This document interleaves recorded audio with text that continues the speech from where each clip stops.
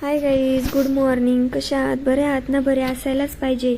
मग काही सकाळी उठल्या बहिणाबाईला मस्तपैकी चहा बनवायला सांगितला. मग त्यानंतर घेतले पराठे बनवायला. मैदा आणि बटाट्याचे पराठे केले होते, खूपच मस्त झाले होते. मग काही बहिणाबाईची थोडीशी कॉमेडी घेतली. कॉमेडी घेऊन मस्तपैकी त्यांना कामाला लावलं. भांडे घासायला सांगितले.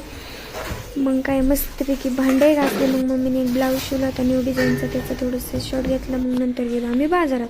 आज आमच्या इथे शनिवार असल्यामुळे आमच्या इथला बाजार असतो शनिवारी. मग काही मस्तपैकी बाजार गेला. ही थंडीमध्ये खूप छान बाजार भेटतो. मग मस्तपैकी कुल्फी खायला गेलो, गुलकंद कुल्फी. मग निघालो घरी यायला. घरी आल्यानंतर मग काय भाजीपाला काय काय आणला होता तो मस्तपैकी निवडून ठेवला, फ्रीजमध्ये पॅक करून ठेवला. खूप छान भाजीपाला भेटतो.